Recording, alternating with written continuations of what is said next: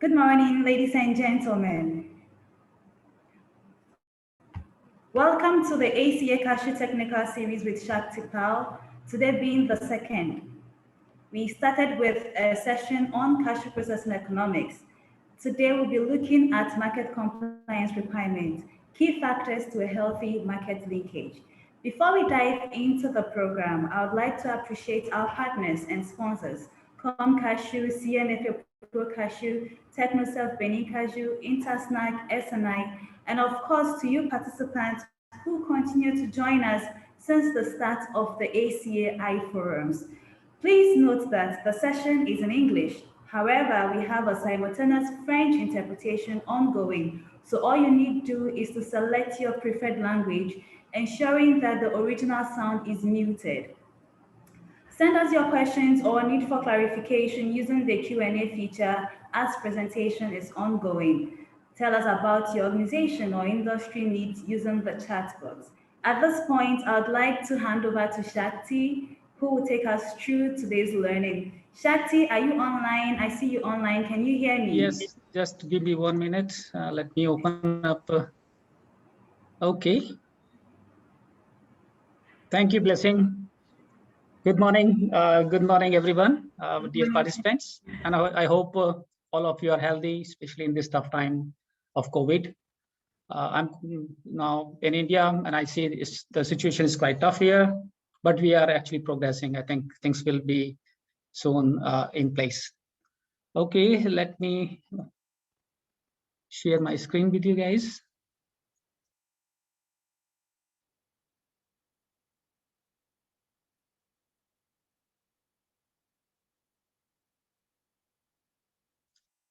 Blessing, can you hear me very well?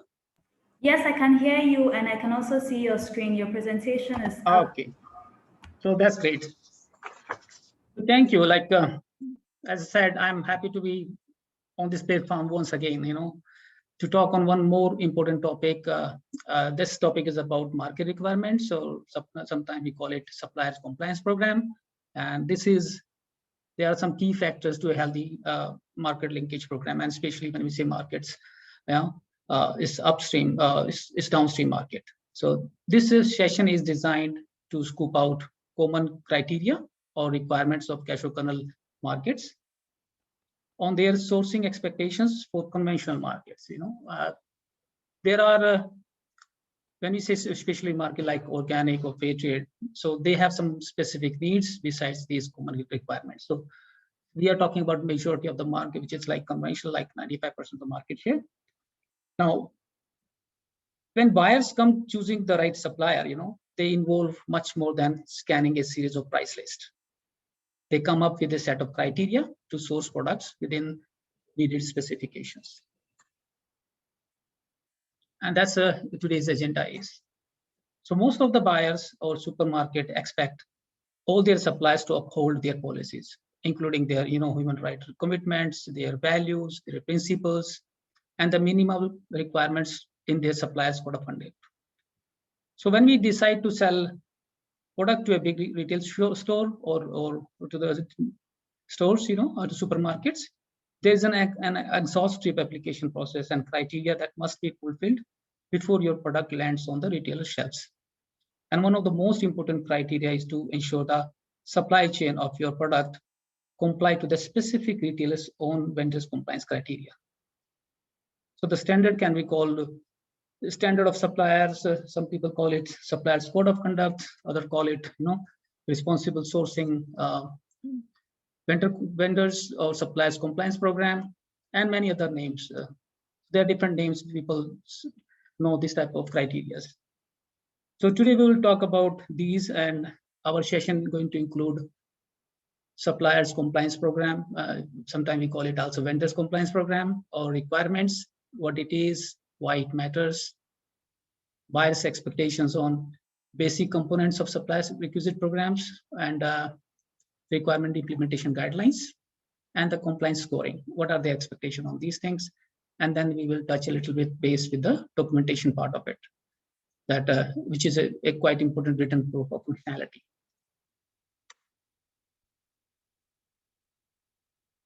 Why do some processors make premium price and others offer lower? That's a very important question all the time we see this. So here we have an abstract of prices from Casio weeklies. So this is quite common way of receiving price information, especially when we see price information from Vietnam, who actually is the supplier over 85% of the market needs at present. So what we see here is a price differential depends on the qualification of the supplier. So when a supplier is HACCP certified, supplier makes around $2.9 per pound for a specific grade. Let's see here, like let's say W320.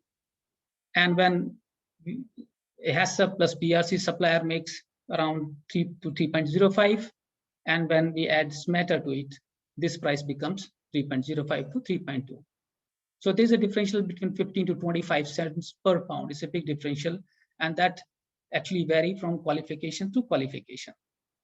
So in these where HACCP qualify for product free from hazards, which is a primary level of food safety, BRC add a bigger scope of food safety that also add quality and traceability attributes.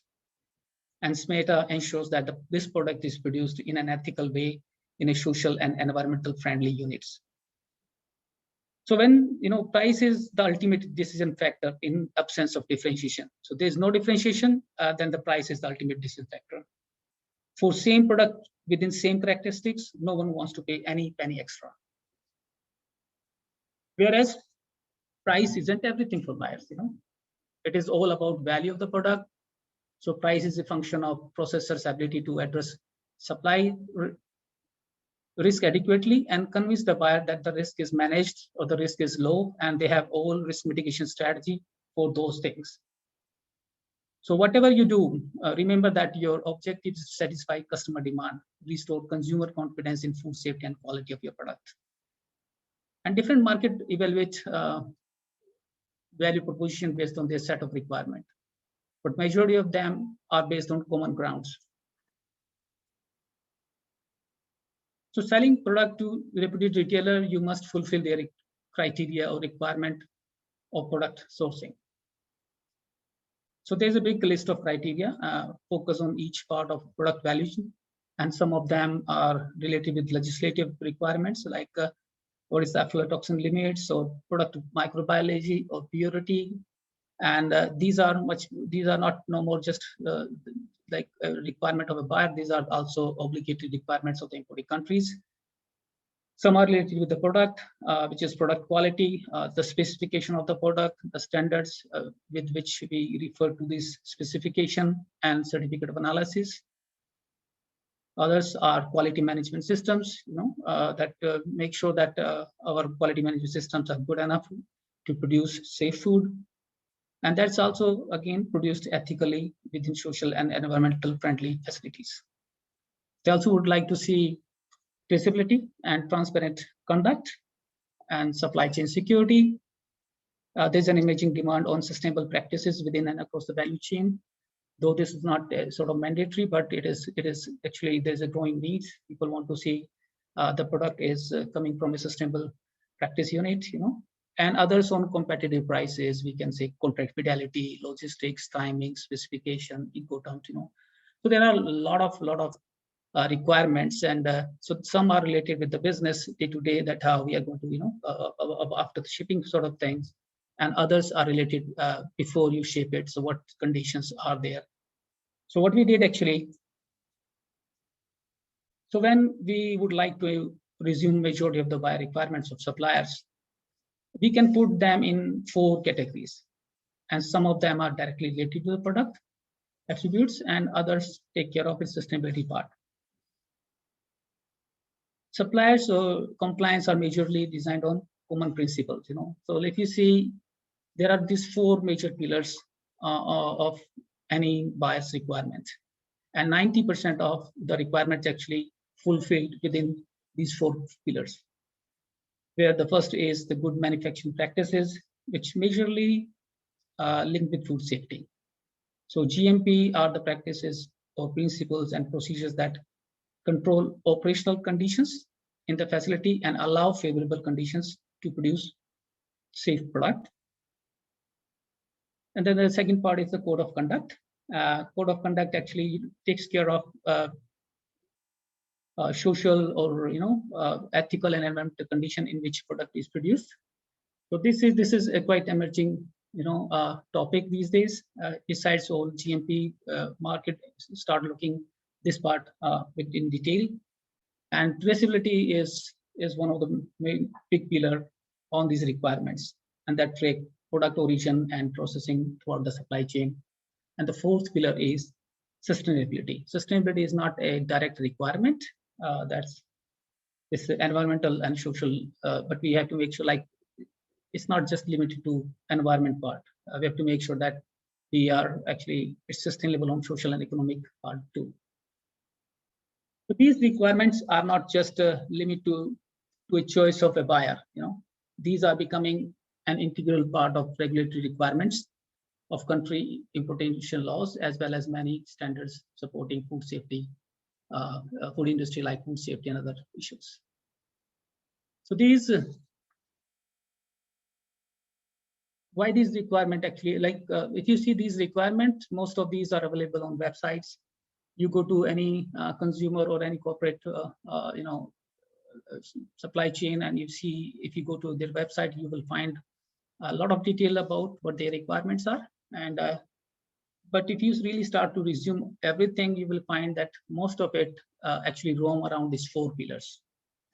And I always encourage people to go more and more and read about it, so you understand the content about it, and you understand what is the common part of it, and you focus on those things when you are thinking to be a processor.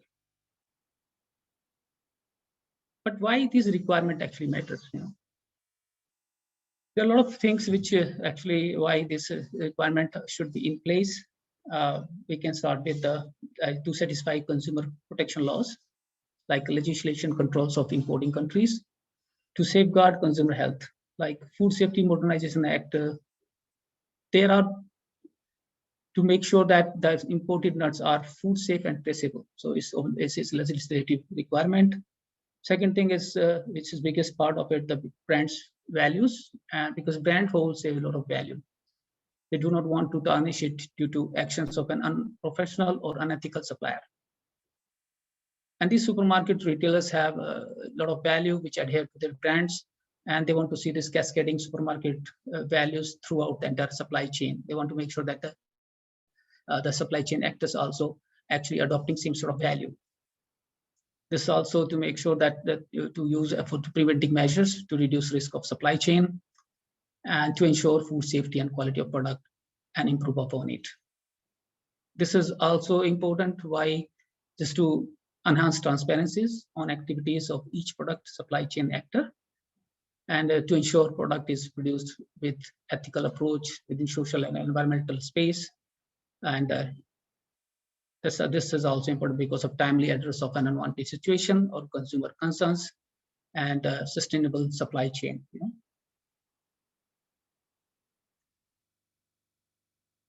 Then we talk about the market, like how they control that. The market have developed their suppliers vendor requirement and means of verification. To support and validate their expectations, they have implemented systems controls for counterparty screening and monitoring, in which all potential business partners and suppliers undergo automated pre-screening as a prerequisite to start any business. Retailers not just share their expectation on the matter, but also suggest different stages of implementation and compliance. So many of them have predefined third-party database and who can run the independent audits of their suppliers on needed requirement. So these third-party organizations, develop tools and conduct audit to ensure that concerned supplier deliver quality product, operate efficiently, and comply to all necessary standards and industry-specific compliance requirements. And this includes sometimes, suppliers requirement documentation, audit checklist, internal, external auditors information, which is actual compliance scoring as per expectations and non-compliant responses. So this diagram, this show a typical example of supply chain. So how are suppliers and sub-suppliers connected to a main buyer? So if the top tier supplier or sub-supplier in the supply chain fail to comply with the retailer's vendor compliance expected scoring, so there is a risk that supplier being penalized, even when not all sub-suppliers are at fault. So we can see this and supplier A and supplier C. So this normally means a refusal to sell for a period, duration of which depends upon the non-compliance level. And in some cases, if suppliers fail to sustain the needed performance or receive multiple violations, it will result in a permanent ban. Now, the second main part of this is the how buyers really see, how they expect that what should be the components of these requirements, these 4 pillars is composed of what we have to focus on these. And then we are talking about this requirement implementation guidelines. So what they suggest that within which time frame any processes should implement those in place so that they keep selling to the markets, and then compliance scoring, that what type of scoring you should have so that you keep in the supply chain.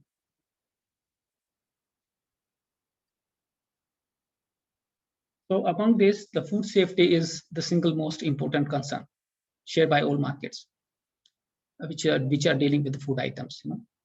So the production of safe food is prerequisite to everything else a processor does.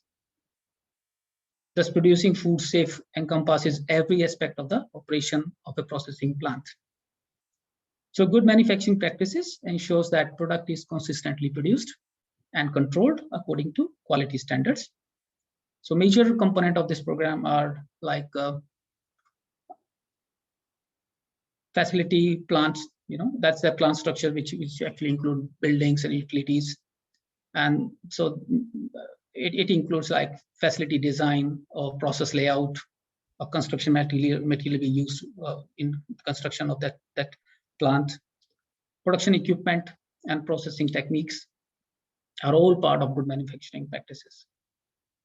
So the backbone of every food safety system is the facility layout and design. And that's the most important part. Because a solid food safety system depends on many elements such as HACCP plans or BRC implementation or sanitation standards, operating procedures, and much more. But these elements cannot stand on their own merits without a facility designed to facilitate the implementation of these plans. So facility planning and design is the crucial part of the foundation on which a good food safety system is built. Now, the other part is prerequisite programs. What these programs are built in each factory to control hazards in the processing environment, preventing contamination of the product. So prerequisite program actually ensures a hygienic environment and good manufacturing process for personnel and reduce the risk of contamination of food products. Then food safety standard, which is recognized by GFSI, Global Food Safety Initiative. GFSI recognized schemes, these are food safety certification programs which perform accreditation activities, enabling companies to become GFSI certified. And to obtain certification, companies can achieve a successful audit against any of these schemes. And some of the major schemes which are frequent under this scheme are BRC or FFSC 22000, or IFS, SPF. But in cashew industry, usually, we see BRC and FSCI 22000. These are quite common names. Now, maintenance plans and controls, and raw material and finished product handlings, quality controls. So like how processors are handling raw material procurement and receiving at plant, how they're receiving those raw material, where and how we are storing raw material, donuts and finished product. Are we having those two different type of places with different pre-requirements?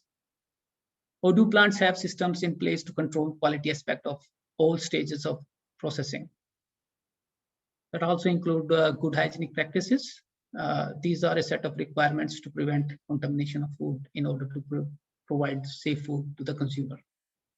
So foodborne illnesses can result from contamination due to improper practices like when there is a lack of environment, hygiene, and poor sanitation, mixed and inappropriate transportation, or poor storage conditions, or poor personal hygiene.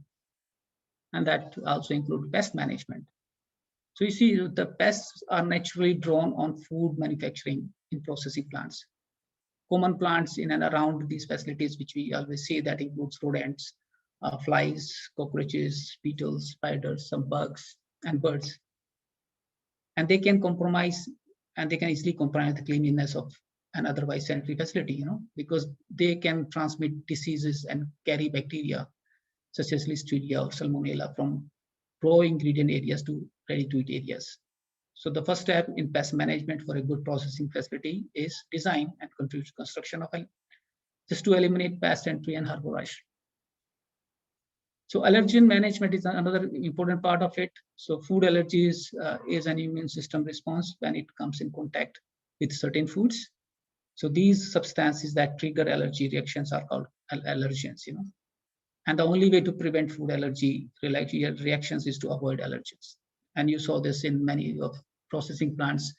At the gate, there's a big poster which talks about, please do not enter in the factory with peanuts or shellfish or wheat or soy. And there's a big list of allergens which you should not take to any factory. Then other food safety measures. If you start making this list, the list is big to compile all safety measures. But once we choose to implement any GFSI recognized food safety standard, it includes everything to address food safety risk. Let's say like BRC, then you find that everything what we are talking is included in it. And then we call it also the product recall and tracing. So recall or product recall actually is defined the action to remove food from the market at any stage of the food chain, including that possessed by consumer, and market actually trying to conduct mock recalls to test the system efficiencies, that if they are working quickly as to address this risk adequately. And then the second part, the pillar is the code of conduct. And that ensures honest and ethical business practices related to workplace, workforce management, and environmental issues. So a code of conduct actually defines how a company employee should act on day-to-day basis. It reflects the organization daily operations, core values, and overall company culture. So in general, a code of conduct of any organization includes 4 components, and this actually revolves around people or environment and ethics. And out of these 4, the very first actually is the workers, related with the workers. We sometimes call it a workers code of conduct, and that is to address critical violations such as illegal child labor or compulsory prison or physical abuse. And it also includes labor practices and standards. And this include like non-discrimination, health and safety issues, working conditions, working hours or compensation, right to association or freely chosen employment, and etc. Worker health and safety issues to ensure that any part of the process is not imposed any risk on workers' health. And then second part is the ethics policy. So ethics means doing what is right regardless of what the law says. So it's entirely possible to be ethical without being compliant. And because ethics is proactive, rather than reactive as compliance is. So our personal value system, including our character, values, and core principles, guide us when we take decisions on the ethics part. Then compliance policy on code of conduct is, so corporate compliance means having internal policies and procedures designed to prevent and detect violations of applicable law or regulations or rules, an ethical standard by employees or agents or others, and it also involves legal risk management and internal controls.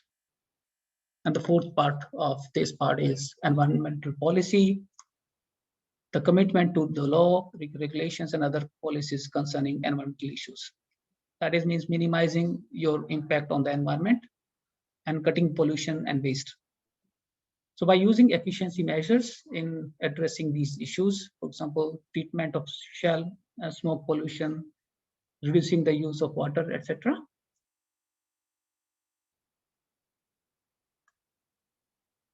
And third pillar, which is one of the most important pillar, is traceability.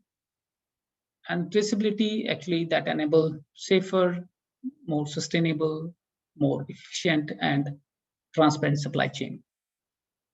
So today it is a key element of supply chain sustainability and become an integral part of regulatory requirements of any food safety standard or many laws which law in countries who are importing these products.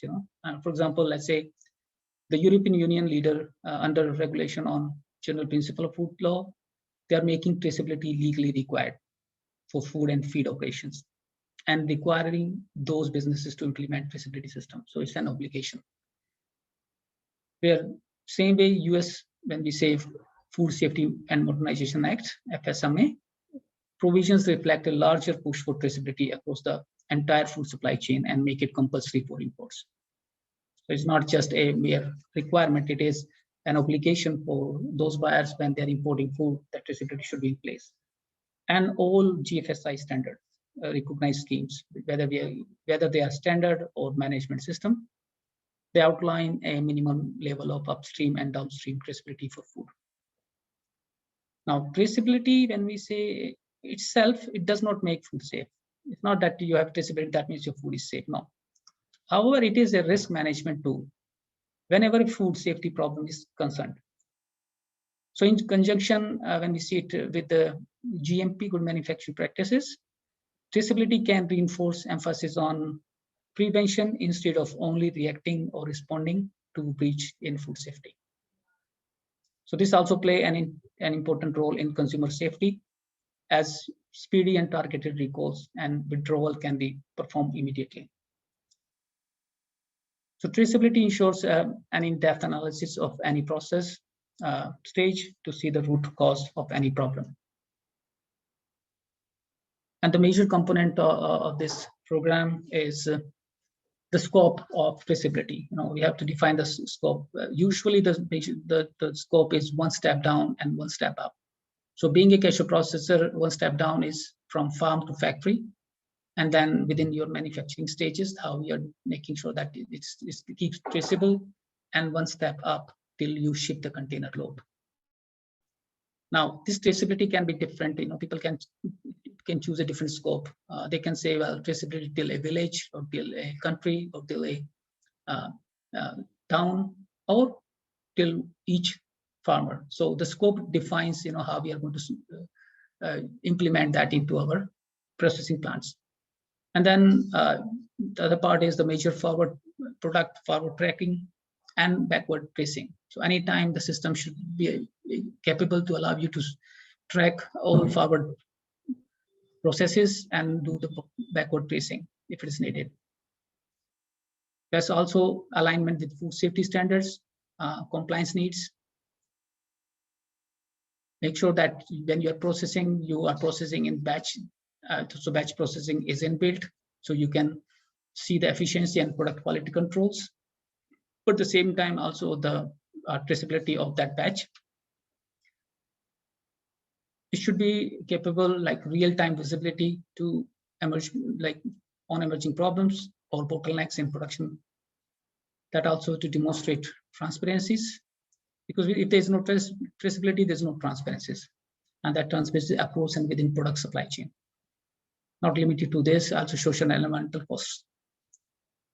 And performing periodic mock recalls to reduce response time during actual recall situation if those happen. So these are actually the components of these three pillars. Now let's see implementation guidelines of these requirements. So there's no thumb rule on implementation guidelines and given timeline. So market compliance programs have different stages. So first stage is to meet critical check to start business. Later implementation of these requirements, have some internal audits to check our own scoring, and once all are in place, ask for the final audit. So full requirement audit is usually, we call it a third-party audit, which is suggested by a buyer. So a full GMP implementation, that can take time, and different buyers have different expectations on its compliance status. But it didn't mean that if your operation are not certified, you will not be able to sell your product. Buyer, once they see that their suppliers is committed to food safety and already passed through critical checks to guarantee food safety, though not yet certified, they start buying and expect to have a clear plan on food safety standard implementation. And it also have impact on pricing, as we saw on first slide, how market requirement compliance impact prices. So once you pass a critical check, once you are cleared by critical checks, you just are connected with the market, you start selling, the business starts. And on GMP, if we see the critical checks, those are majorly actually on food safety policies, that you should have a food safety policy or HACCP plan or management commitment towards food safety. These are the minimum requirements.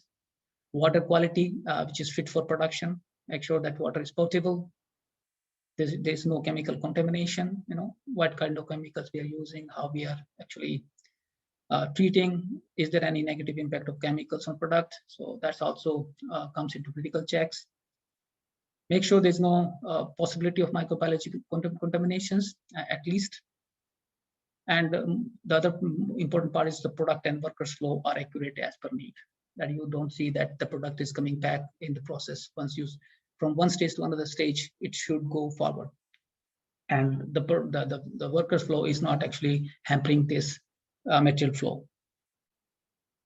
Other thing is workers training in place, that no matter how good the design of your plant or equipment is, if your employees are not trained in food safety, your operation is seriously at risk. That also comes into critical checks.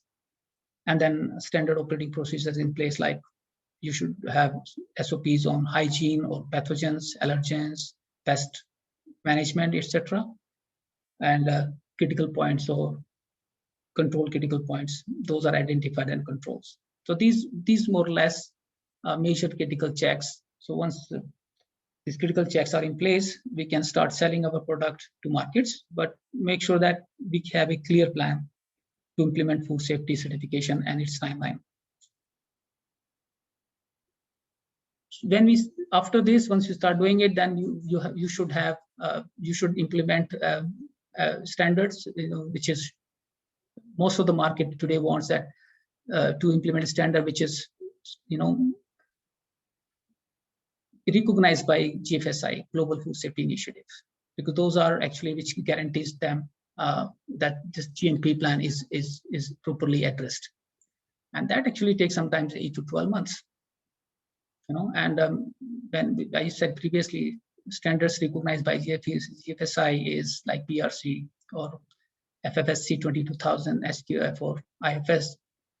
But in cashew industries, which we really see that majority of them actually go for BRC, and some of them actually choose FFSCI 22000. Both have more or less the same weight, and both are fully recognized and well respected in the markets. Sometimes we have some confusions on HACCP. Sometimes people say, do we need to implement HACCP if we go for BRC? It is not actually needed, that you should not, there's no need that you should be certified as HACCP, but HACCP is, in the third part of the GFSI guidelines specifies that HACCP-based requirement to be in place in the scheme standard. That means the HACCP should be implemented if you go for BRC. So better way to go for it practically, you go for HACCP and then go for BRC. Now, once you have this certification in place, most of the markets are happy with it, and there's no need of their GMP audit, because sometimes these GMP audits are very different from the standards. Then why these GMP audits are necessary sometimes? Because once in a while it happens that you go for a certification and you are BRC certified, but then within 2-3 months you see a big part of it is not compliance. You start reducing your efforts to keep continuing working within those specific, boundaries designed by that standard, and your compliance started getting down. So sometimes, time to time, sometimes those buyers actually ask for their full GMP audit, and they hire someone, or they inform processor how to go about it. And when we say compliance check frequency, it's usually annually, as most of the food safety standards are for having an annual frequency to do the renewable process. So in practice, this means that a food processor or a manufacturer who can point to their GFSI certification can effectively and immediately show their customer or potential customers that their plant is operating with a structured or comprehensive and effective food safety program. And GFSI certification will help them to know that they aren't likely to face food safety problems with your product. Now, on code of conduct, when we say implementation, it is not a lengthy process. If we start from the very beginning, following the law of the land and follow the ethical approach, it doesn't take much time to go for code of conduct from the very beginning. So in general, it takes maybe 6 to 8 months. Sometimes it takes 10 months to have all in the place to prove one's full compliance on it. There are various standards to support code of conduct compliance, like SMATA. That's a popular standard used in the industry, and that's frequently used in Vietnam. And we start seeing SMATA in Africa too, which is great. So code of conduct it's not strictly followed on certification as when we compare it with food safety. In food safety, everyone wants to make sure that you have the certification, and that's becoming like a prerequisite. But on code of conduct side, even without a certification, if you are compliant, you're most welcome. But again, certification always helps. So on code of conduct, common critical checks usually are related with the illegal child labor or forced bonded labor, physical or sexual abuse, health and safety conditions posing immediate risk to life or limb, and ethical conduct. And others depends on buyer to buyer, but majority of the critical checks on code of conduct are these. And then once you have it, you start your business, and then you start implementation of the full workers code of conduct. You have all the procedures in place. You make sure that you comply with the local laws, your ethics and compliance policy in place, and environmental policy in place. Now, there are some standards which I can say like SMATA. SMATA actually is a short form of SEDEX, Members Ethical Trade Audit. And this assesses a site or plant based on their organization standard for labor, health and safety, environment, and business ethics. So this actually takes care of almost everything, which is the basic part of code of conduct.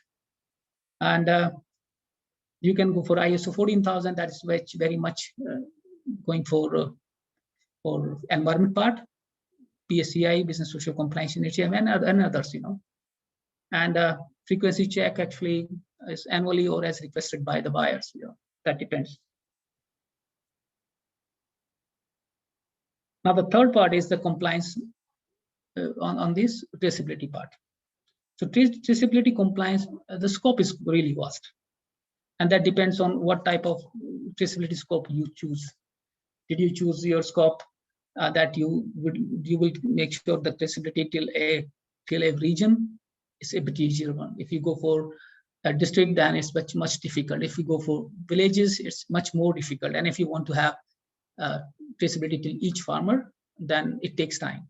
So it's all about scope, which actually define the time which you would need to implement it.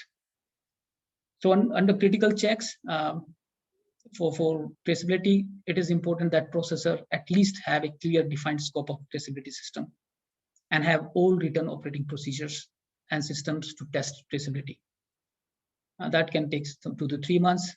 Once we clear check on traceability, you start the business, and then you start implementing the full traceability system, which can take 8 to 10 months or 12 months or 15 months, as I said, depends on your scope. And here is an example. We assume buyers wants this traceability within first year of operation and be ready for external third-party audit for expected scoring on compliance. So during this period, processor must implement a full traceability plan, ideally from farm to container, and can be able to identify raw lots and processing lots throughout the processing, can guarantee real-time forward tracking and backward tracing, and documentation to support traceability efficiency or mock records, feedback time, etc. We can choose to go for use some, what we call it, like standards like GS1 standard, blockchain, or others.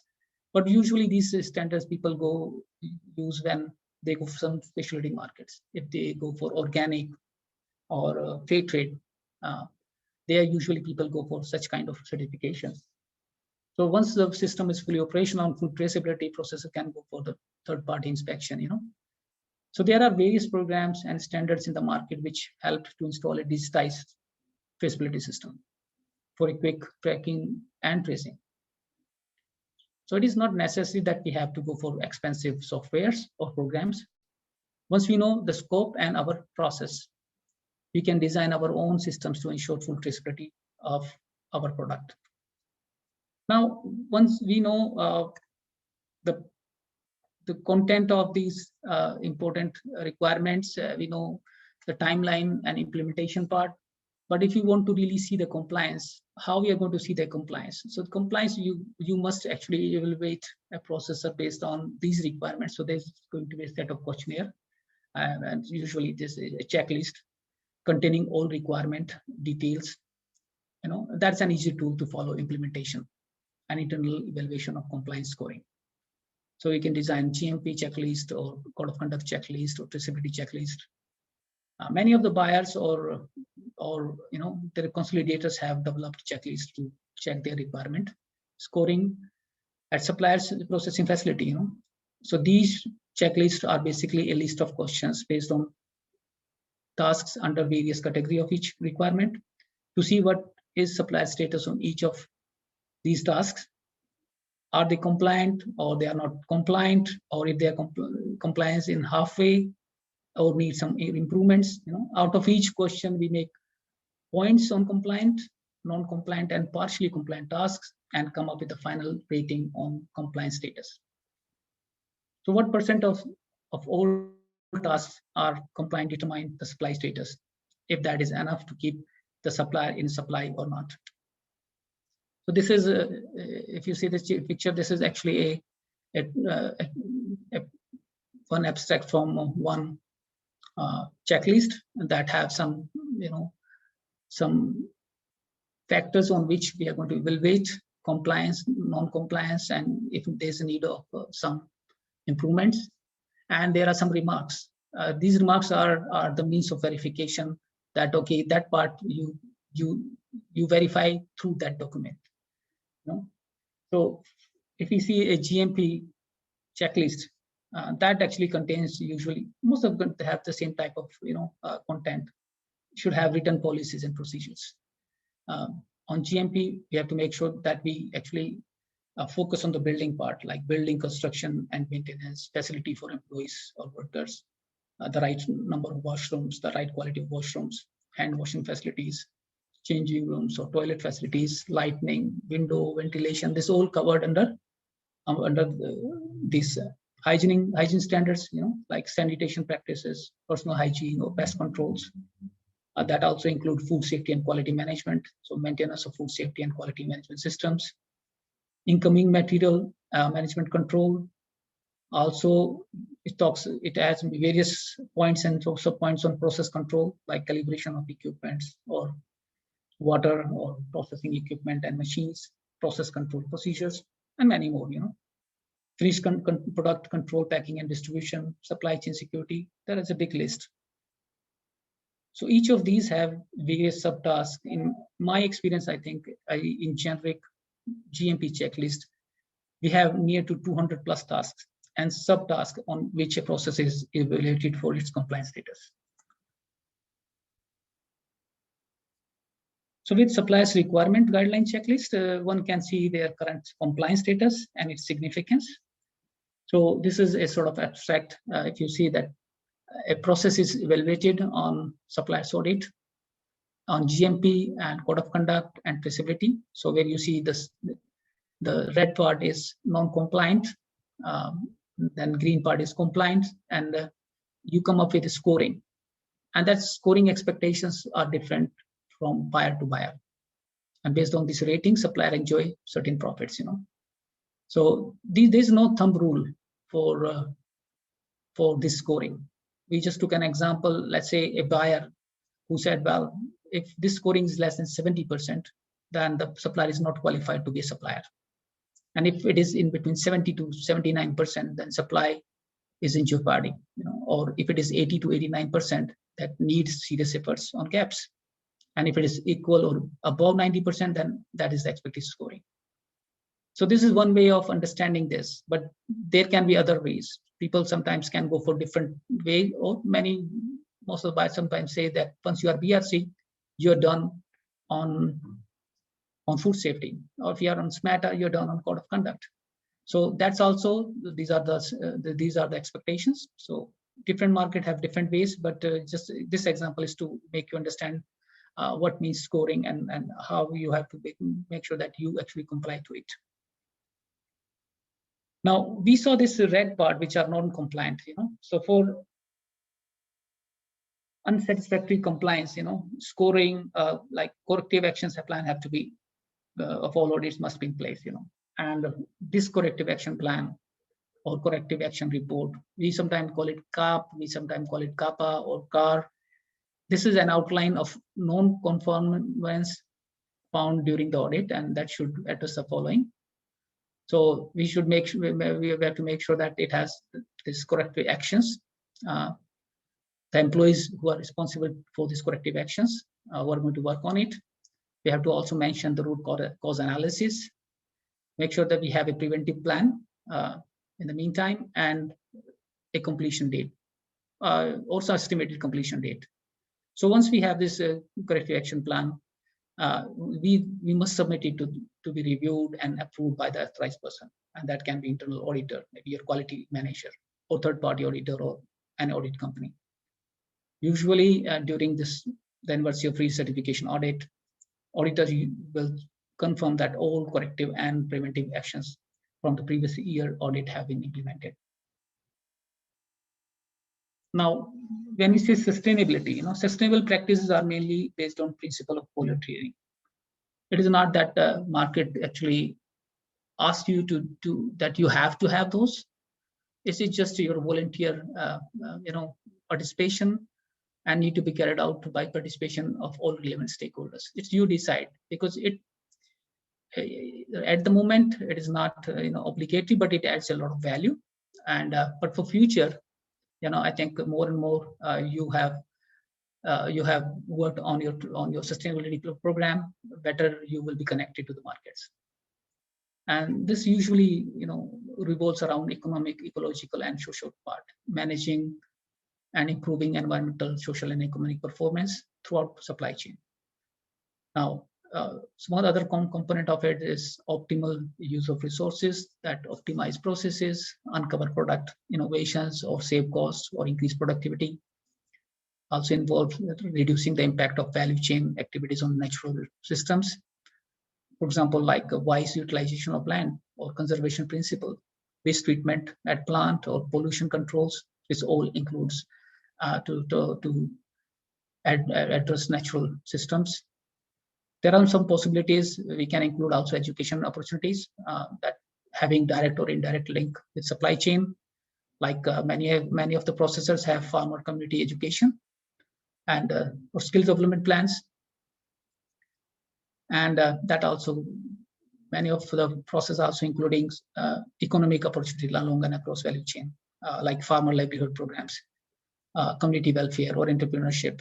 I saw many of the processors, especially in Africa, they actually work on farmers' livelihood programs. Many of them actually help communities to have water drills, wells, community houses, So they work on the infrastructure in the communities. So it's a big list. Sustainability programs, activities are diverse. And one can invent an opportunity within its scope. And we saw just in recent past when pandemic came in, many of the processors actually worked with their suppliers. They helped the cooperatives or farmers on prevention on COVID, distributed, sanitizers, help them to understand the issues on the education side, on their health part. And again, it's up to you how you do it, but it's not as an obligation, but it's just it's a needed pillar, and it's strengthening day by day. And now the third part of it is documentation, so which is an important written proof of functionality. Otherwise, you cannot prove that you are doing it. You need a written proof that you need to show that, okay, this says that I'm doing it. So documentation actually help control your processes and ensure that they are done in a consistent and approved manner. So the records will enable you to evaluate the system, show that work was done in a manner that was planned and approved, and show that work and product complies with the requirements. So keeping accurate records will help you ensure critical limits and adhere to documents and corrective actions that have been taken and allow justification to be made. So we must understand well, there's a thumb rule, that if it is not documented, it didn't happen. And you see this documentation hierarchy plan in this diagram, that it starts from top down approaches, start the policy, and based on those your policy, you just develop manuals, and the manuals are going to support developing procedures, and procedures will come up with work instructions and guidelines and full scope of work, and then that is going to be developed records and forms. But while implementation, we start with the records and forms, that we start filling those records and forms as per guidelines, as per procedures, as per manual, and in alignment with the policy. So the documentation scope, when we say, that should cover all aspects of GMP or code of conduct or traceability and even sustainability. So whatever is we see a requirement, that should be covered by documentation. And documentation should be correct, it should be complete, it should be current and consistent. It's not that one day you do it well, the second day you do it, you leave it for the next day, and next day you have documentation for the next day. So documentation should be consistent in the real time. Also give clear examples, backups.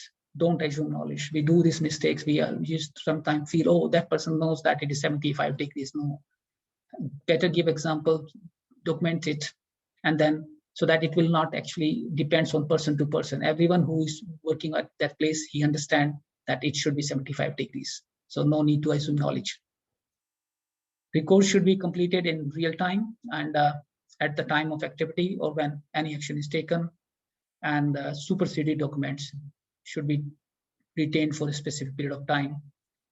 All instructions are given, like when we ship the containers, many buyers want that we actually have documentation of the container, we have a sample, we have all the documentation which we have to be retained for at least a year. Sometimes some buyers ask that to retain it for 1.5 years.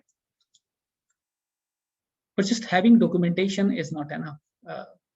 Documentation review is very critical to the compliance, because documentation process is not a static activity, and this change with any change in process.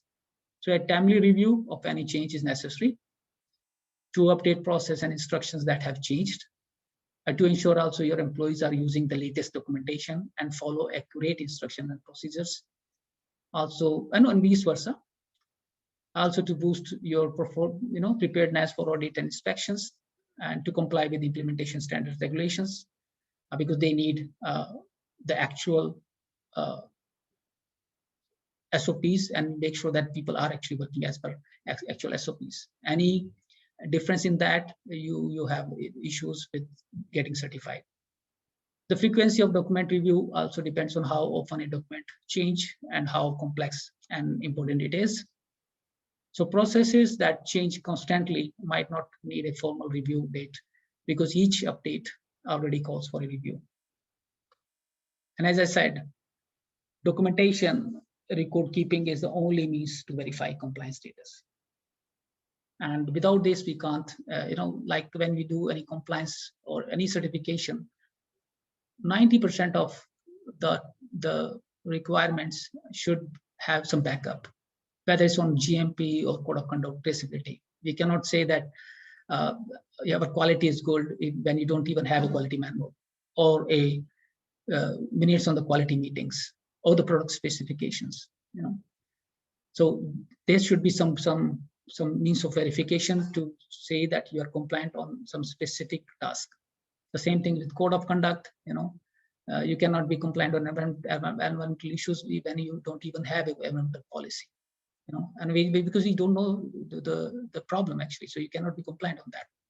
And on same thing on traceability, if you don't understand the loads and batches demarcation, if you don't have batch processing in place, it's very hard for you to prove that you are compliant on traceability. So that's it. It's not actually, when we say market compliance, it's a big vast issue. It is not. It's very hard to conclude that in such a small time and understand everything out of it. But this is more or less a resume of most of the compliance issue in the markets and their expectations. Now, each of it, when we say GMP or code of conduct, traceability or sustainability, each of them itself is a big topic, and maybe can be explored in other technical sections, how to implement them, what these are, getting a much better sense of it. So for today's, I think we take it from here. I think thank you very much for your time. I know technical sessions are a lot of words, a lot of material, and we have to finish everything within given time. So sometimes it's a bit boring too, but well, that's how it is. Thank you very much. Thank you very much, Shakti, for the presentation. We have some few questions in the Q&A chat box. Ladies and gentlemen, if you would also like to ask your question directly to Shakti, please use the raise hand feature and then we'll unmute you to go ahead and ask your question. Shakti, let me just read the questions out to you. The first one I would like to read, which is quite interesting, is somebody is asking, what are the requirements on the part of the buyer, like turning the table around? What should a supplier be expecting also from the buyer? When you say what you are expecting from the buyer, so you saw on the first slide, the price differential. You saw and you go to any Cashflow Weekly and you see this, and which I show you in the first slide, that why the HACCP plants in Vietnam have a price of $2.9, where HACCP plus BRC have $3.5, or $3.05, and when you add with SMETA, it is $3.2. So you have a differential. So what actually is this? Compliance is just showing your ability to make sure that your product is well compliant on their requirements, and you are creating that value. So I think you should expect value out of the value creation. So the buyers actually value the value, and that's why there's a need for value creation. So that usually, for me, if you say in specific sense, one thing is that you are a responsible process. Other thing is when you are doing all these things, you are getting the right value of your product. Okay, so the right value in return. The next question is all the way from Nigeria. How do we apply for the HACCP and BRC certification for a country based in Nigeria? Any advice for Esther? Yeah, there is a better to just, one thing you should know what HACCP is, what BRC is. Today, I'm very happy that there are a lot of people, there are a lot of organizations who are supporting processors on these issues. There are various government programs as well as private sector actually programs who actually support you on implementation of HACCP or BRC. So it's all up to you. Like, it's not a rocket science these days. We have a lot of technical support in West Africa. You just go for it. You can contact ACA. ACA must have a lot of big list of it. You can approach to Prosper Cash, is a new program of TechnoServe. You can approach to Caronuts. We have this program. We also support processor on certification side. Or you can go to individual like SGS or Bureau Veritas. They will let you know how you can implement HACCP or other standards. Thank you, Shakti. There's a follow-up question to that. Who pays for the requirements, the standards? Can the bill be split between the supplier and the buyer? So, when you want to sell something, you have to create that value in it. So this is your product and you have to do this. For example, some requirements are no more just a buyer's requirement. Traceability is just not a buyer requirement, actually. It's just also obligatory in those countries like in US, Europe. Most of the new laws which are coming up, they are actually making traceability as a obligatory requirement if you are producing any food. So that is, so you implement it, you pay for it, and that's how you see that value differential in when you're selling it. One thing that it guarantee you the market, other thing is you guarantee you the right price too. Also, again, a follow-up question from Emmanuel, who wants to know averagely what could be the cost for all those requirements on an average? Now, if you start from for example, when say code of conduct, that's not actually a big cost. If you're working as per the law of the country, that covers many things. Now, on GMP, yes, that costs when you go for certification. So if you go for HACCP, for example, that can cost you around, if your facility design is the right design. Most of the cost comes when your facility is not well and properly designed. If it is properly designed, then that doesn't cost much. Let's say $20,000-$25,000, within that range, you can implement HACCP. Spending $30,000-$35,000, you can go for BRC. So it depends on place to place and country to country and plant to plant, actually. So where you start with? Emmanuel, I hope you got the answer to your question. Shakti, there's another question which says, what are your views on the trends in Africa regarding compliance with market requirements by different actors, and are there challenges that they are facing? I think African industry is emerging in nature, and that's a great time when we should know about it. And I'm very happy when I see that every new processor who comes in, they are very much aware of this. They are very much in it. They are very aggressive and bringing all food safety or code of conduct in place. They are very much traceable. And most of them I saw also, they have a very sustainable approach because they have direct linkage with the farmers. So I see, this African industry, the way it is coming now, it is really head and shoulder above anyone else. And I'm pretty sure in coming decade, we will see African processing with a different eye, because it is a good thing that when you start something, when you have that knowledge, you actually inbuilt it into your planning. And that's how I say that this emerging industry is coming really nicely. Some old factories which came in the past, that there was some obstacles, some old plants still need to address it properly, but the new investors which I see are coming up with a conducive approach, addressing all these things properly. Thank you, Shakti. The last question in the chat box before we receive live questions says, what actions can governments take alongside private actors to increase compliance with market requirements? What can the government do together with private actors? The government, very first thing, the government should understand what it is actually. And so, for example, let's take an example of Cote d'Ivoire. What they did, they actually worked on the traceability part of it, which is actually very costly part. Now, a processor who is in Cote d'Ivoire, they need not to spend any money to ensure the traceability till farmer. Because by law, when a farmer is selling and till it reaches to the factory, it's all traceable. Every lot is traceable. And that means that the government already helped the investors on traceability side. That's one thing. Other thing, maybe if the government can have most of the government I saw that have some sort of export tax. They should take some part of it and should help processes to address these.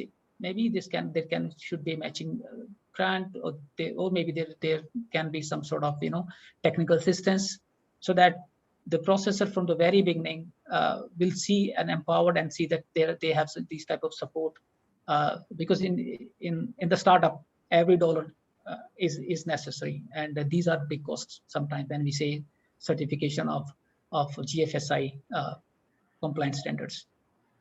So I think government,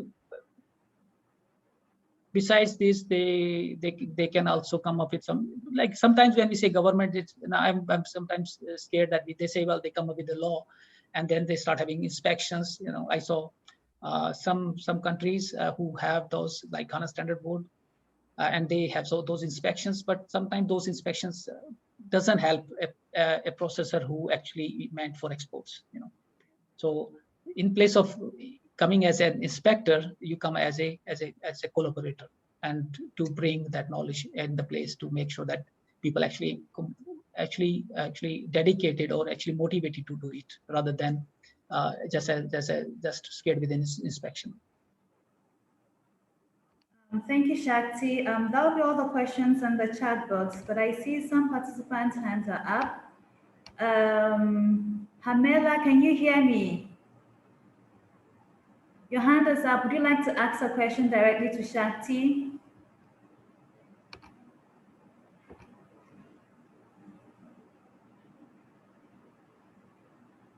Hello. Hi, good afternoon.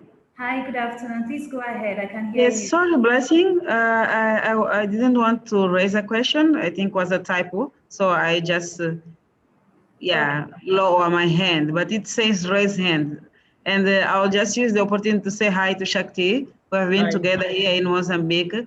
And it was just of curiosity to attend this meeting and hear what Shakti is sharing with us. Thank you very much. Thank you very much.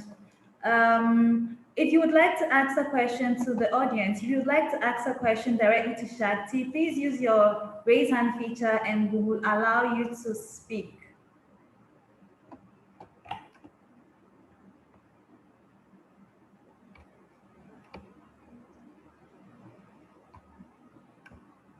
Maybe Shakti wait for a few minutes. There's no hand up yet, and we've exhausted the question in the chat.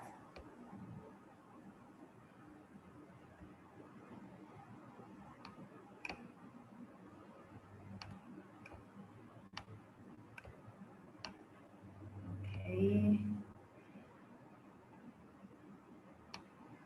Seeing that there is no more question, Shakti, if you will indulge me, I would like to bring the session to an end. Do you have any last words before we close the session for today?